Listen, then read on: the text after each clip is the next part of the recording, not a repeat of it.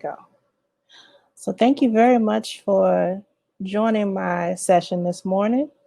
I hope that y'all can see the screen share. Let's see here. You can click it twice, of course, to maximize it. And we'll go through that way. So this morning I'll be talking about how Black Muslims and Black Christians have a historical bond of interfaith work and interfaith existence, coexisting together, and how our differences in theology are not as drastic as many people think. And LaKesha, you can come on if you want to. I don't mind. I might need to hear a little bit just to keep this going. So let me go ahead and move to the next screen. That should work for you. See if that, yep, it works. All right. Okay, no problem. Thank you very much. So this morning, what we're going to talk about, I was going to do a poll, but I'm not going to worry about actually doing a real poll. You can answer in the comments as well. The first thing I want to know is, do any of you know a Black Muslim? And you can just comment in the poll, in the comments with your answers. And I'll wait a minute just to see how many people answer.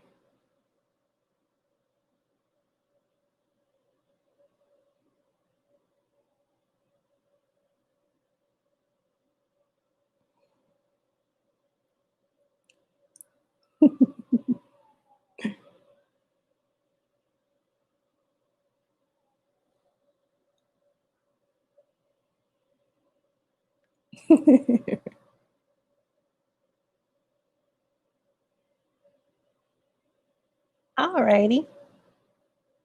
I'll wait a couple of more seconds. See if anybody else has anything else to say.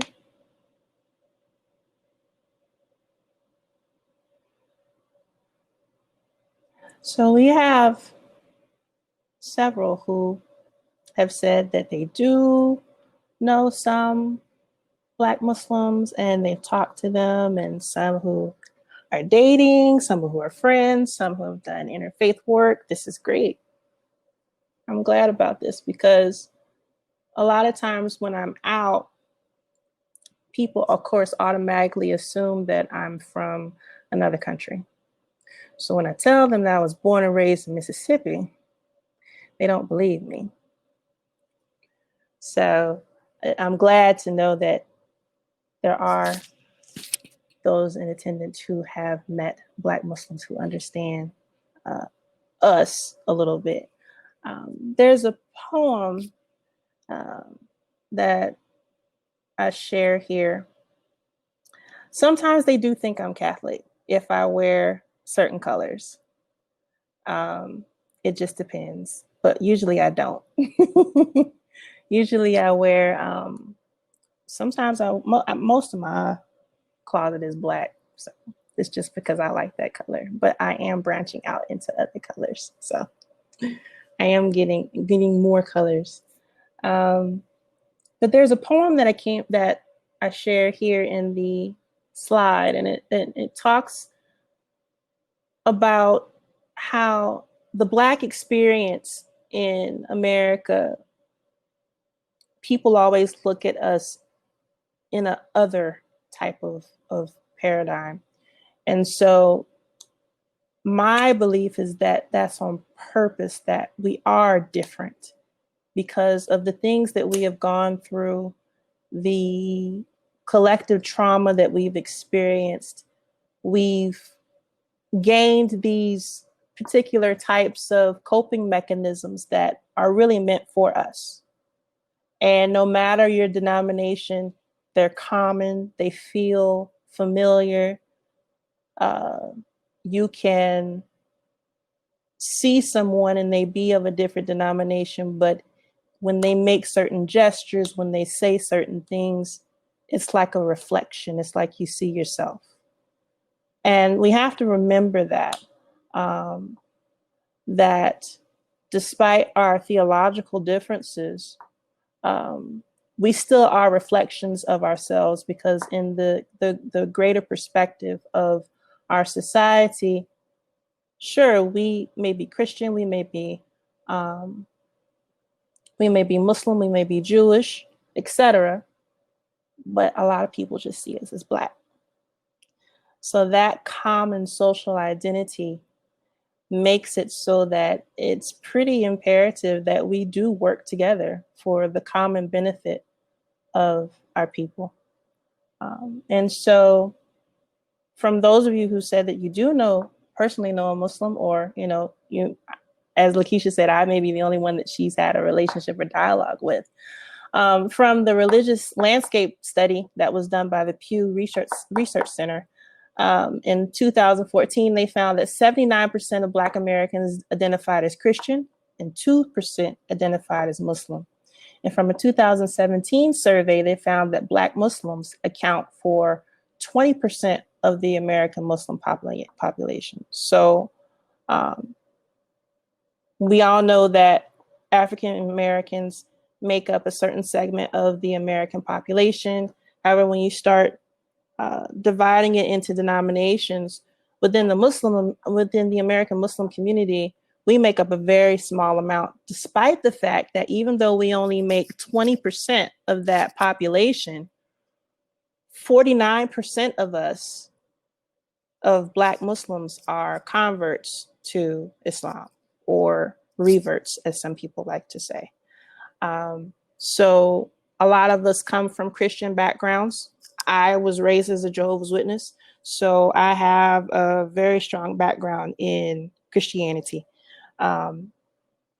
Understanding the Bible, having your own personal study and your personal relationship with God. So becoming Muslim wasn't that much of a leap, so to speak, for me, because the focus on study and the focus on being able to talk to God whenever you want, that is a commonality that, never went away from me. So I am glad that I still have that. So when we go further and we talk about the worries that we have in society as Black people, I particularly want to focus on, what are some of your worries that you have concerning society as a Black Christian?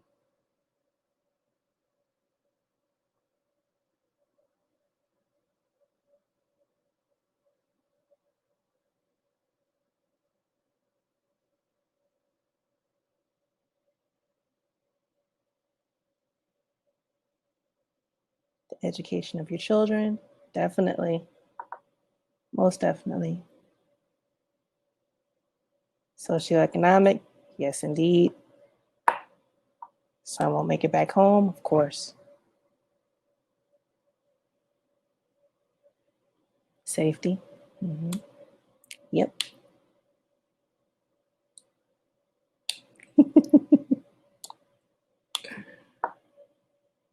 Yeah, definitely.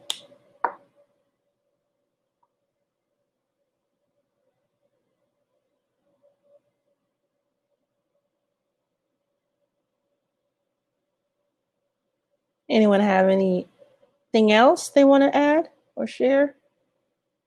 Yes. Yes. Weaponization of Christianity, exactly. Brutalization.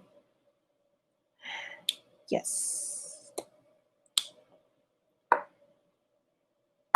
Very true, Brother Corey. Stigmas about Christianity.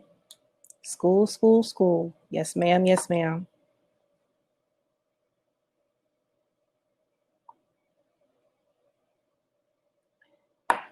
And so I've seen, the brutalization of Black bodies, incarceration, worried that your son may not come home, education, socioeconomic issues, stigmas about Christianity, weaponization of Christianity, evangelicals with regards to the white mainstream Christianity, school to prison pipeline. All of these worries that you have, Black Muslims have the same worries.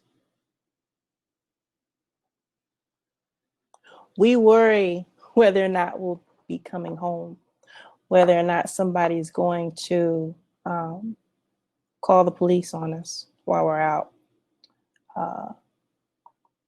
We also deal with the patriarchal and the white mainstream evangelical aspects within Islam, because as Black Muslims, a lot of times our voices are not heard and we're not listened to until situations happen like, unfortunately, with the death of George Floyd. I can't tell you how many non-Black Muslims I had writing me, asking me, can you please, help us, with this program that we have. We want to talk about anti-racism and we want to learn how to do that.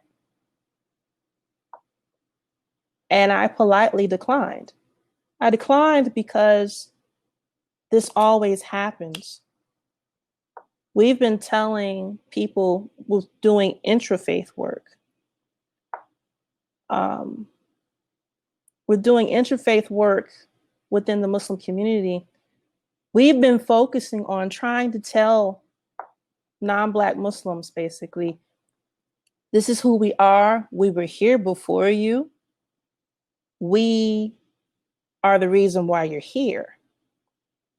So listen to us when we tell you that when we need to do a march, when we need to do, protests, when we need to do interfaith work to talk about how Black people are being treated in America, don't tell us that the masjid isn't the place to do it. And that's what we are often told. And if we are invited to a platform, we're usually only one of us. And we're a token member of a panel. And they may listen for the time that our session is on. And after that, a lot of times nothing ever happens. Oh, thank you for coming to talk to us. And those things don't stick. We're not invited back. And then when situations happen, like with the case with George Floyd, oh, that brother made an honest mistake. No. Because a lot of times what happens is we've seen these cases happen time and time again. There was a case in Tennessee where a young Black man he was about 16, 17. He allegedly took a soda. Other people in the store were like, I'll pay for the soda. Don't worry about it. The owner of the store, who happened to be a Yemeni Muslim, decided to go after him, shoot him, and not call the police, not call EMT. The boy bled out in his grandmother's backyard. I believe the store owner was finally given 20 years in prison. But these are the things that happen to us as Black Muslims within our religious community. And so this is why now a lot of us are seeking out ways to work with other Black people in our communities, no matter the denomination, because we have a history of this that we need to reclaim. And so the only way that we'll be able to do the work that we need to do to liberate ourselves is to work together. And so this is why a lot of us are like, if I do give any type of talks about anti-racism and things like that, I'm only talking to my people, because I need to pour into my people, and my people have to pour into me, because we're tired of being trotted out on stages simply so people can say, look, see, we love the Blacks. We have them here. We're listening, when they really aren't listening and they aren't going to do anything. We give them syllabi. We give them books to read. We give them, articles to read, but we're not going to teach anymore, because at least for right now, we're tired, and we have to regroup with our people, and we have to feel the collective comfort and support of our people. And it's not just with Black Muslims, it's with Black people, period. So as we move forward, and we're talking about how we've coexisted throughout the centuries, we're going to discuss 3 different points. We're going to discuss the first Muslim and Christian community that occurred. We're going to discuss the effects of historical trauma and survival. And then we're going to talk about Malcolm and Martin. So let's get into the first point, which is the first Muslim and Christian community. When the Prophet Muhammad, peace be upon him,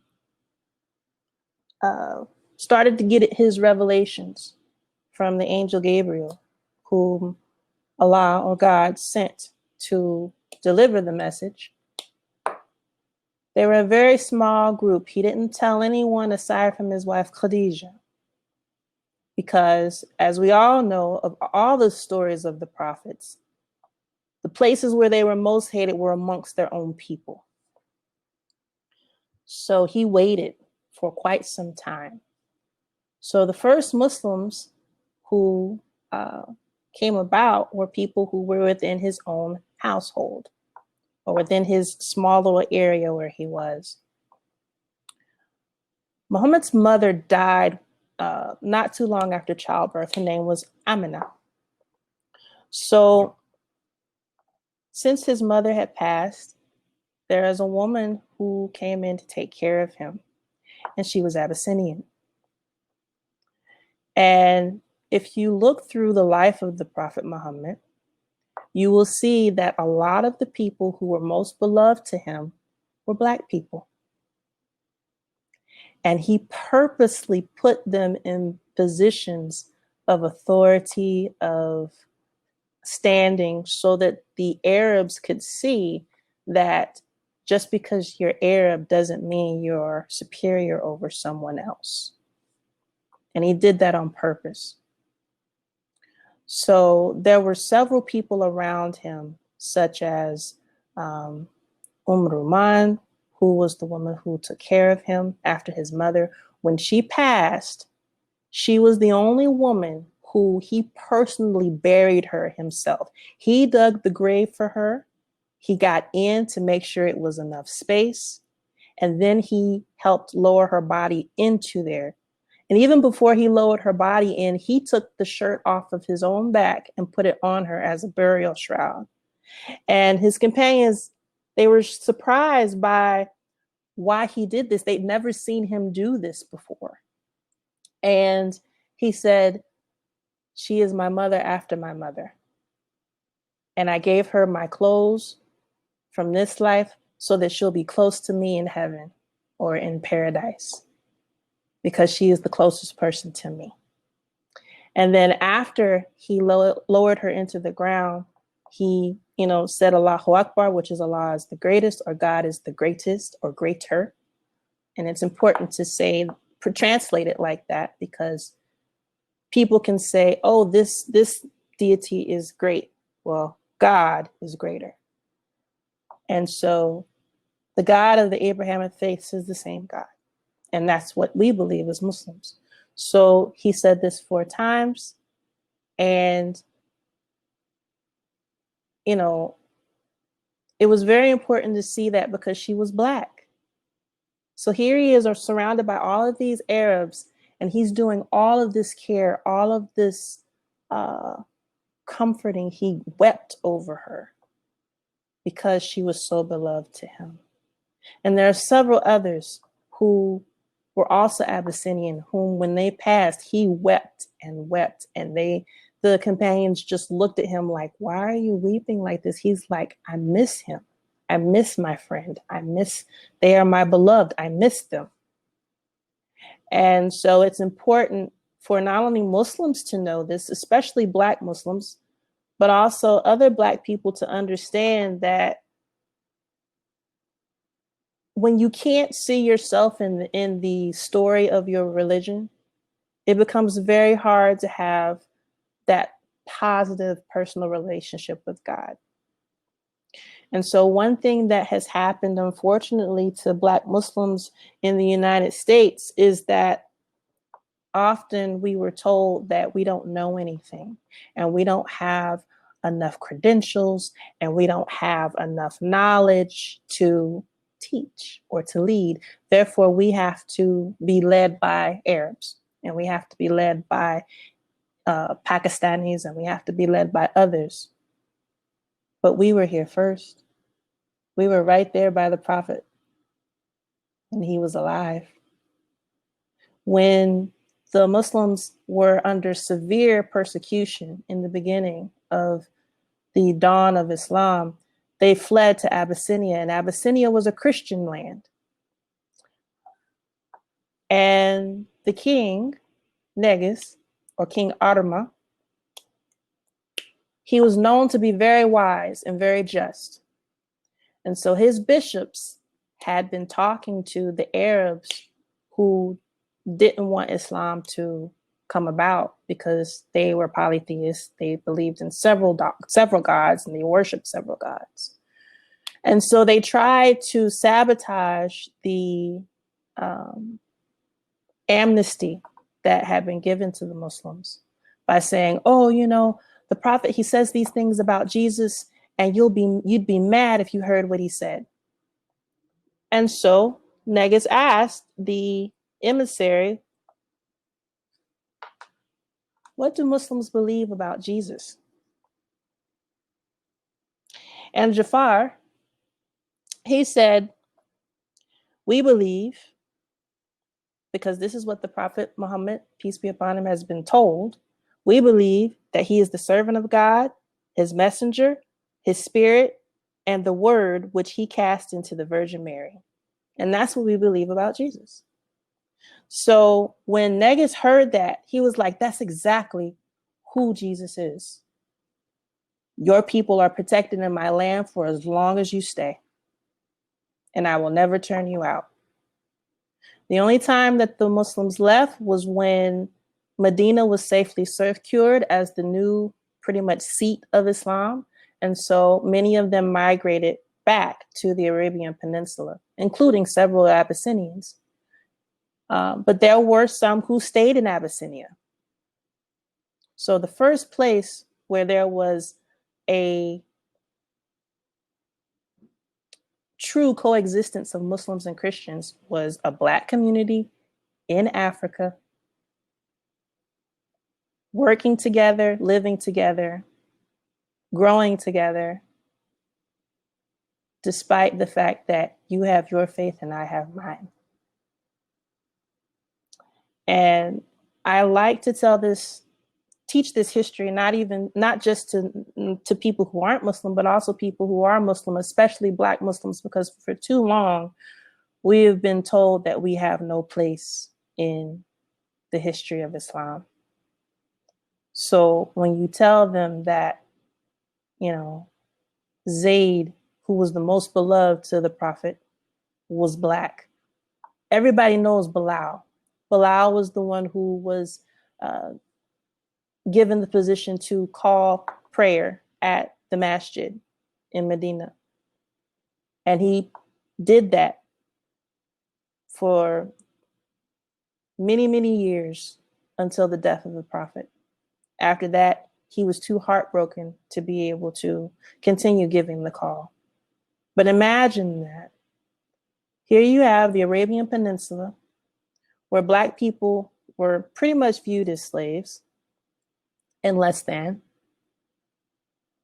And then you have Islam come about telling you that, no, you're not above anyone. And so I'm going to have this black man call you to prayer. I'm going to have this black man call you to come meet with God in prayer. That's a very powerful statement. And it shows that we are not less than. No matter our denomination, we're not less than. We are important. We are beloved. And we're here because God said so. So if we go further,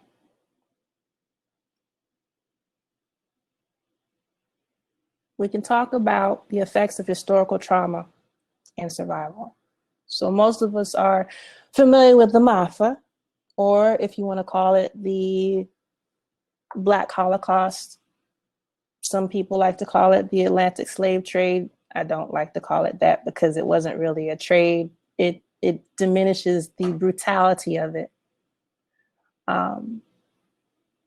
While there has been slavery or the institution of slavery in the world since the beginning, the slavery that was enacted by Britain, the United States, and several other powers, it was the most brutal type of enslavement.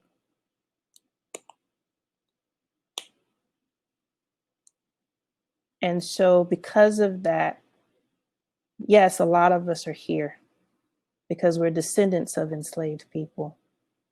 And some of us have a history, a religious history or heritage of being Muslim or Yoruba or Igbo or being Dogon. But we don't know because that history was stripped from us. So we can't trace it back. But what many historians find is that an estimated 15% of Africans brought to North America for enslavement were Muslim. And we can see several of their stories at the National African American Museum of History and Culture. There's several research papers, there's several documents that have been found, ledgers from Friday prayers at plantations where there were slaves who still used their Muslim names. And I hate saying slaves, enslaved people who used their Muslim names. Down in Louisiana, the area called Sapelo Square off the coast of Georgia with the Balali group. A lot of the traditions from Islam were kept, despite the fact that a lot of our people were traumatically forced to become Christian. And this isn't to say that being Christian is wrong.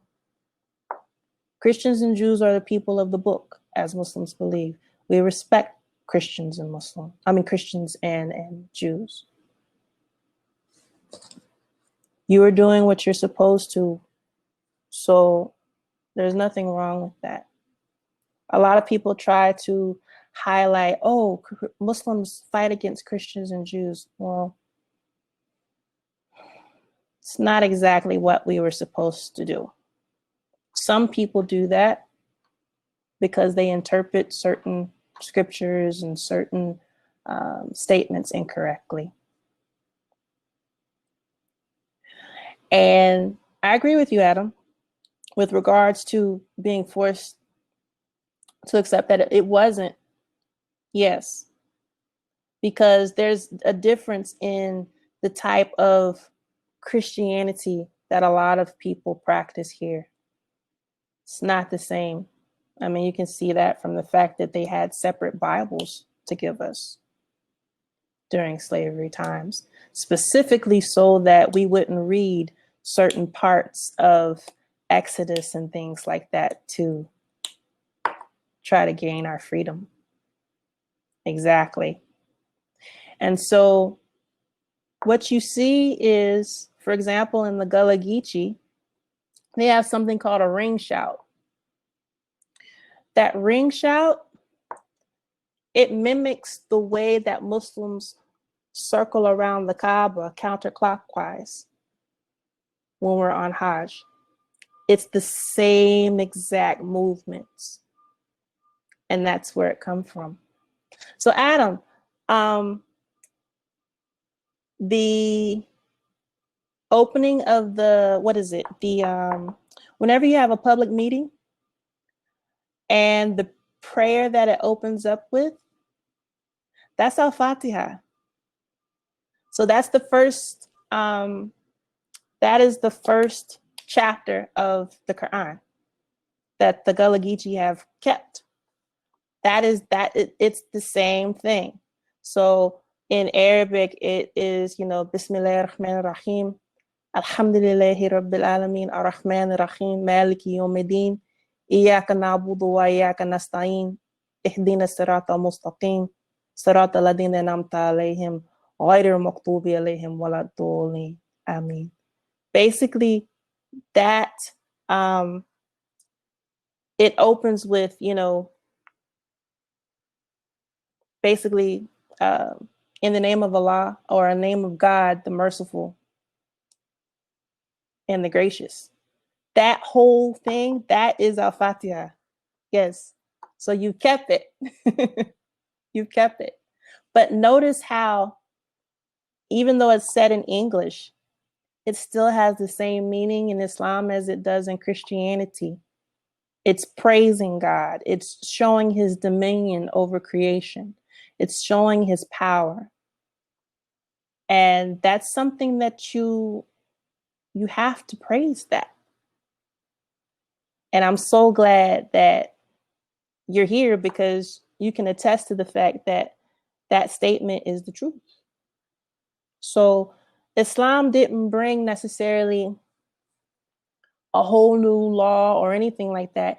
It is built upon Christianity and Judaism and Christianity. It's all in the same line. So we didn't really, it wasn't something that came up with something new per se. It's all in the same line. So, also you may have seen, or you may have some of your grandparents who, they only pray to the east with their back to the west, because they said that's the way that, the devil is to the west, and we don't face that way. That's where he sits. Or you may have some experiences of family members who, when they pray on rugs. They kneel on a rug. All of those things came from Islam, and they were just pieces that were carried over. So we all have these intricate interweavings of religious imprinting that we've kept. And so we can even go as far as to say the call and response in church. That exactly. That's exactly it. Exactly. Call and response. Well, you see that in Africa all the time. All of these things are just imprints from where we used to be. And so these things are important to hold on to. And this is why you see so many things that that speak to, that collectiveness that we have. No matter what denomination we have so many commonalities, and we recognize it when we see it, even if we don't consciously know that we know it. When we see it, we recognize it. You feel it. Throughout the Reconstruction, throughout Jim Crow, there were still Muslims and Christians working together. And two of the most notable ones that everybody knows is Malcolm X and Martin Luther King Jr. Both of them had a common ground with regards to upbringing and their passion for religion, but also their deep love for their people. And a lot of people try to still hold on to, oh, they were rivals and this and that. And a lot of people try to look at that and say, see, this is why Black Muslims and Black Christians can't get along, because we're not supposed to. We're at odds with each other. And that's not true. Even when you look at how much they grew in their careers, they really saw that, yes, you believe this, I believe that, but there's so many commonalities within our beliefs, and coupled with our commonalities concerning our religion, our social identities, we have to work together for the liberation of our people. We can't be splintered, because if we're splintered, we'll never get anything done. And you can't cut off the mercy of God by splintering yourself.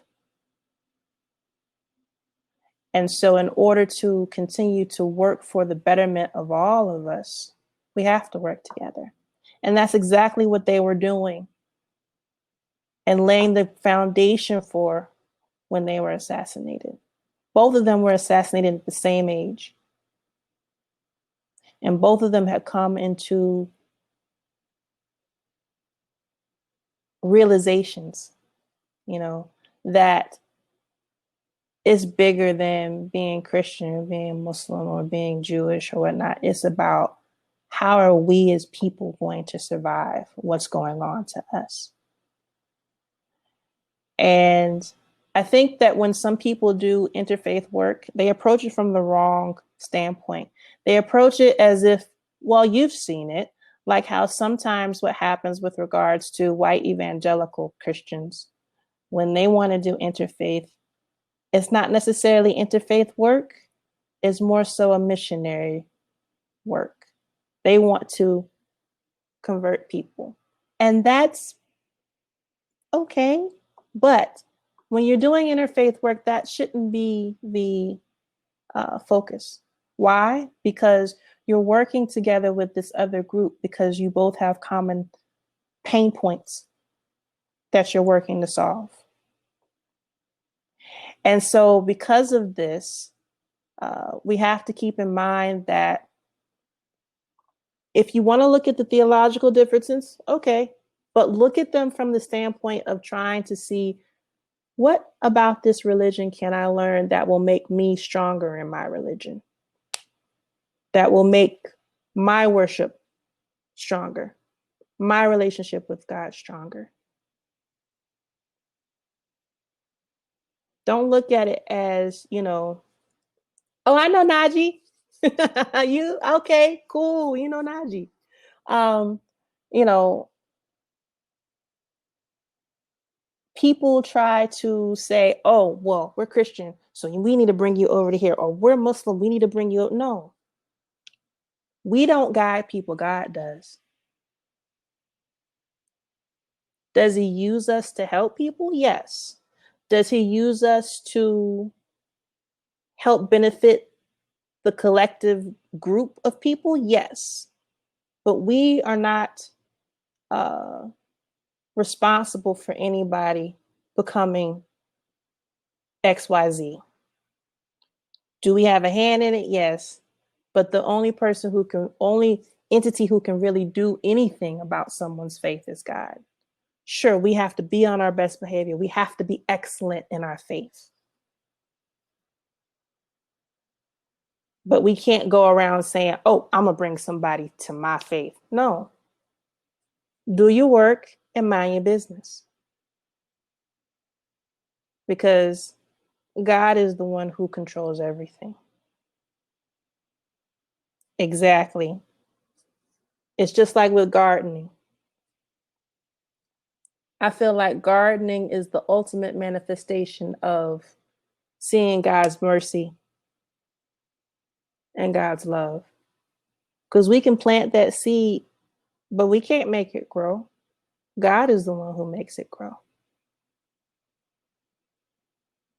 So we have to, we also have to look at the fact that when you have people coming together, you're going to have differences of all kinds. You're going to have theological differences. You're going to have differences in values. You're going to have differences in lifestyle. You're going to have differences in economic situation, in social status, in education background, etc. But what you have to remember is focus on the necessary work. Don't focus on what's not necessary.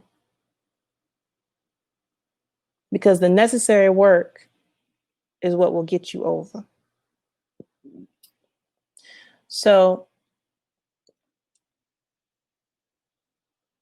one thing that I like to focus on with regards to interfaith dialogue is looking at how each group's faith informs their actions, informs their perspectives on social pain points that are affecting our people as a whole.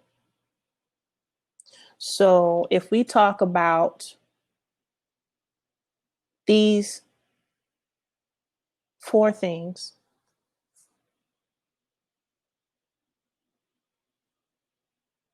we've already seen from the outset when we talked about what your fears are as Black Christians. Trust me, we have the same fears. Some fears that, I've even talked to LaKesha and LaKesha about issues with regards to place of worship administration. We have the same issues that you do. We have clergy leaders who aren't doing what they're supposed to. We have clergy leaders who are abusing their power, who are using religion as a form of coercion. We have religious leaders who constantly shut out women from religious scholarship and mission and ministry work simply because they're women, because they don't think that they have the ability. But there's a belief that we have with regards to Islam that if you look at the Arabic words for mercy and womb, they all have the same root word. The word is ram for a woman's womb. And that womb is a physical manifestation of God's mercy because the child is cared for, the child is protected, the child gets the nourishment that they need all in the womb. And even for women who don't have a physical womb, there's also a figurative womb because all of us are mothers, no matter if you birth children or not. We have a belief that if you mistreat women with regards to religion, you're cutting off the mercy from God. So if you mistreat women, you're cutting off the mercy from God, which means your work will not be blessed. Your progress will not continue. That entire congregation will not see the benefit of anything that the leadership does until they do right by the women. So we all have this, we both, Christians and Muslims, have that same view that women are a major part of religious work. So our religious perspective and our social fears are the same. When Black people talk about faith, we talk about it in such a way because for a long time, that's all we had to keep us going was our faith and our belief in God. And that's true across the board. When 9/11 happened, my husband and I got married 2 days before 9/11 in 2001. And that was a difficult time, especially being in DC. I had people trying to push me off of the metro platform. I had people following me.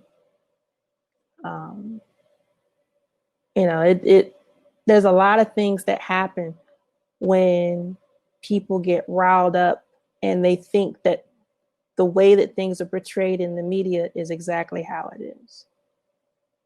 So trust me when I say, I know what it means to only have your faith and that's it, to keep you going. And so I know I am running over, but let me run through these right quick. For both Black Muslims and Black Christians, belief in God is at the core of our daily lives. That is what gets us through all of the racism and discrimination, whether we experience it inside our faith community and outside. We all deal with housing and healthcare disparities. We all deal with food scarcity and economic disenfranchisement.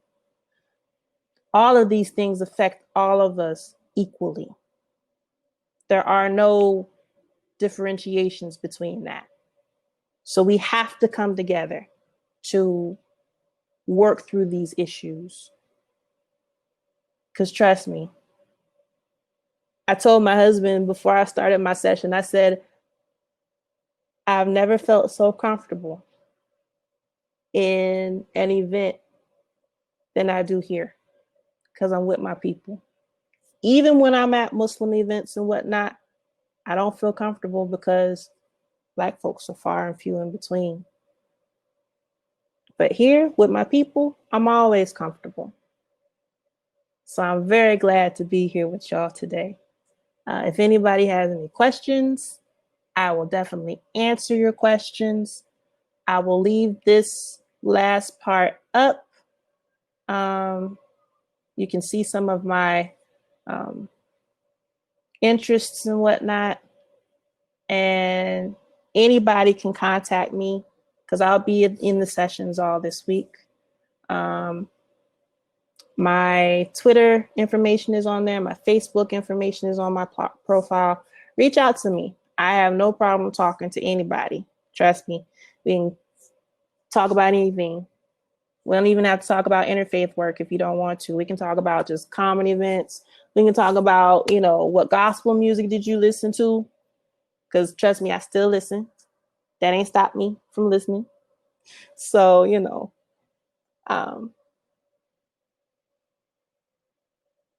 we have to work together. Because if we don't, we're not going to make it. Because ain't nobody will come to save us, not in this life. We are who we're waiting for. And we have to do the work.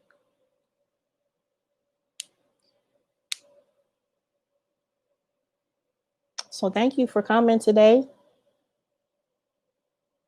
If anybody has any questions, I can sit here because I got time. Hey, LaKesha. That's my PR buddy right there.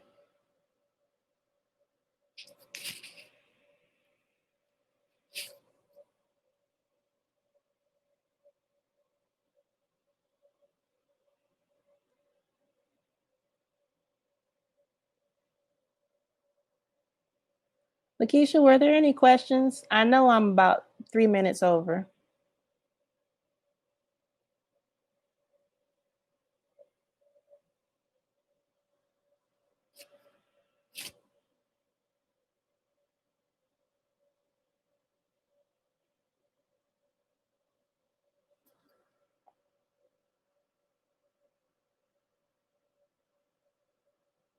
You're very welcome.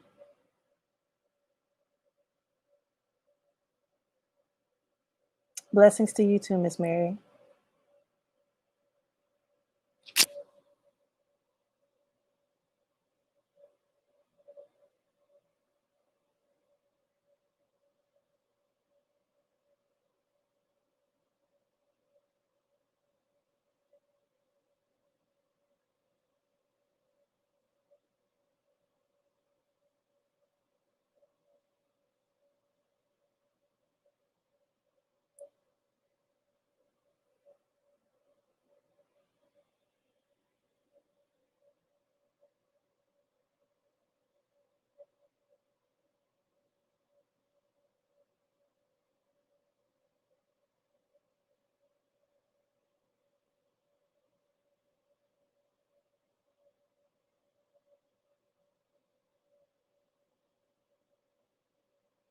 Oh, we can, definitely. The issue that you run into is making sure that both parties are receptive. Like, I'm always receptive, but some people aren't. Those are the people you can't work with at the moment. And to be honest, their apprehension, especially on Muslim side, that's not a part of our adab or behavior. Good behavior. We're supposed to be open to working with people, to talking to people, to being kind to people, to work for the collective benefit of everyone. That's what we're supposed to do. But a lot of times you have people who are so very insular. They only focus on their internal group and they don't see the benefit, so to speak, of working outside of that group. And that is a grand disservice, but it's also a huge betrayal of how we're supposed to behave as Muslims.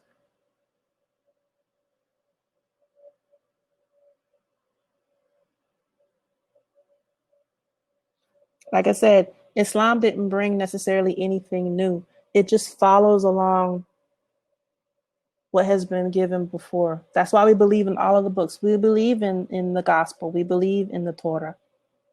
I actually have them. I have the Torah and I have the gospel, and I have several different biblical references, concordance, lexicons, all types of things. You name it, I have it. Because I can't be a good Muslim. I can't be a believing Muslim if I don't believe in the scriptures that were sent before.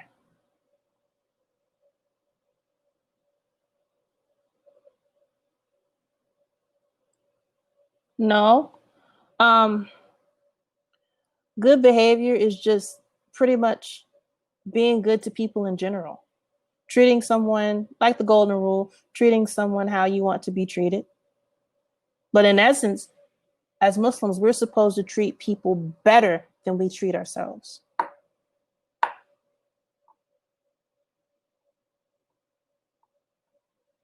So there's no one you're not gonna get in trouble, for it. But I mean, you, God sees everything. So if you want to do what you want to do, basically we have a saying, there was a statement from the Prophet Muhammad, peace be upon him. He said, if you have no shame, then do as you wish.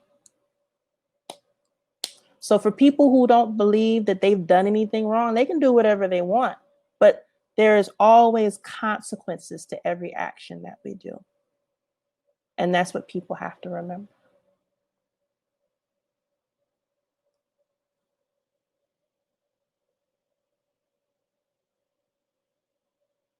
So I am officially 8 minutes over, and I know there's somebody who's probably waiting for this slot. Well, no, it's networking time, but I will be in all of the sessions for the entire week. I'll be at the think tanks this afternoon, um, and I'll be available all day today, tomorrow, Thursday, Friday. So just reach out to me. Um, I have no problem talking to anybody with any questions that you have, whether it be about interfaith work or interfaith work or Black people in general, whatever. Um, if it's about Islam, if it's about women in Islam, just hit me up. I have no problem talking to anybody. Thank you so much for joining me today. I appreciate it.